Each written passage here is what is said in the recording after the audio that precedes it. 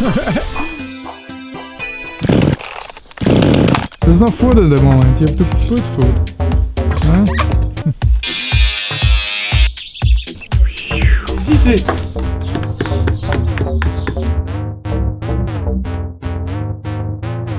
Okay, welcome. So, I've been in France for over a month and I was looking for eco-villages, interesting community to film. But then I found out that what really interested me was the way people were living their life in such a unique spaces, usually. The thing is, you go there, you approach a story probably with an idea of the space you want to film, an idea of the people who lives there. But then you need to understand them, you need to feel part of their lifestyle, and so to be accepted. This brings up one of the most important things for a documentary, which is having access to a story. If you have access to a story, that story becomes a great documentary. So it's really important that you establish this relationship with the people who can give you access before actually film. Or you can film but knowing that the really good footage has to come once you have access.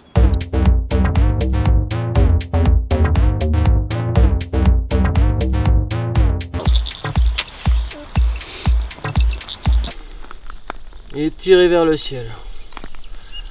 At one point I've been in this place which was more than an eco-village. I think it was more like a collective, like an open community where people from any kind of background could join, come there, and they basically had a kind of training period.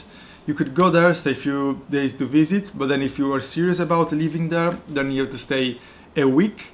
And after that week, if all the people like you, then you could stay for a month, I think. And during this month, you have to do some work, like you have to help people, you have to show them that you want to be part of the community, you're not just living in the space. Ouais, ça fait. Là, quand on démonte un mur, on peut voir un peu comment il a été monté, quoi. On va le démonter. So I met really interesting characters in there, really interesting. Like there was this man, he was 83 or 84. It was so quiet, like he was speaking only French, so my French is really limited and we could only exchange a few words, but we kind of had a talk. And at some point he came from this cave, yeah, because they were living on caves. That was the fascinating part, which I forgot to tell you. But he came out of this cave and he had with him this newspaper. He showed me and there was a picture of him, like this big. And I found out that he was a photographer. He was a journalist, still is actually, but many years ago he was traveling around France with his van and taking photos, like with a film camera, and developing this film in his van. How cool is that? And then I met like this guy who worked with ceramic, so when I was like, mate, can I follow you? And he was like, yeah, sure. So we went to the studio and I saw this guy playing with the clay, and it was just mesmerizing to me. And you see, he was the first person that I met in this group, and I knew I could exchange something with him because there was already something in common. There was a feeling. I didn't have to explain him why I wanted to film. He kind of get that from the first moment, and it was cool. So I knew it was a solid base.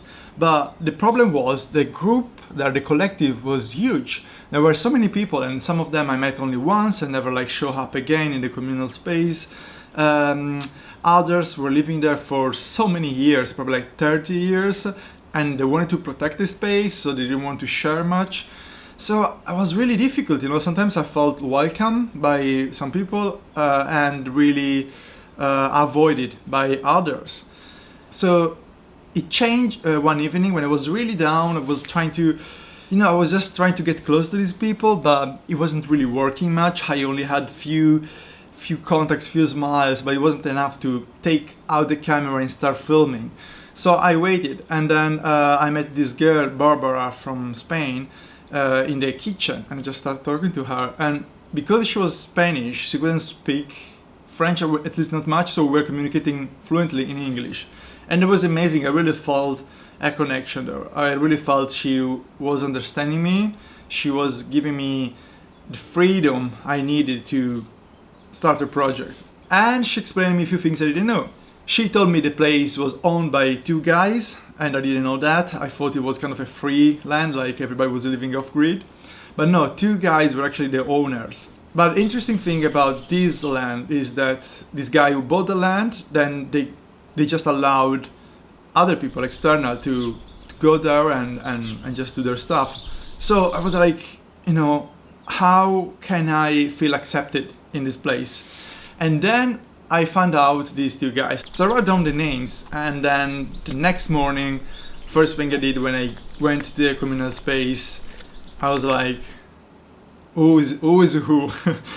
And I saw this guy, he was directing a few kids. So I was like, are you Paco? And he said, no, I'm Zazu. So like, yes, you are the other one that was interested. So I was like, yes, Zazu, perfect. And straight away, I introduced myself to him.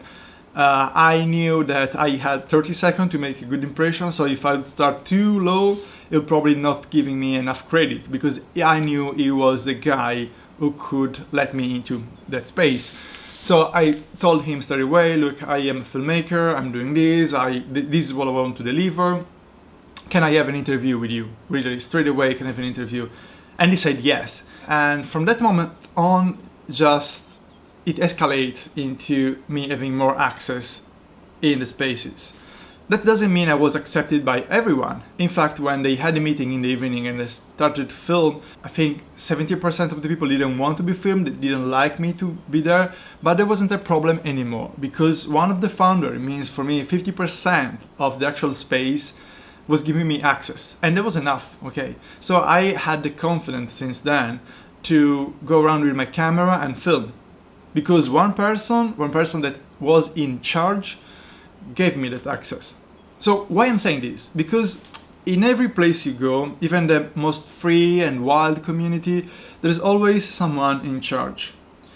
And I think your job as a filmmaker is, yes, to integrate, to melt into their lifestyle, into the community, but also to find out who are the people who have some kind of power, some control of others. But it's really important to find this path, to find this path of confidence, I would call, which goes from having access, who can give me access, and the question you have to ask yourself is, who's in charge? Because finding out who's in charge gives you a good story. Okay, that's all for now. I'll see you to the next video. Bye. Je n'ai pas peur de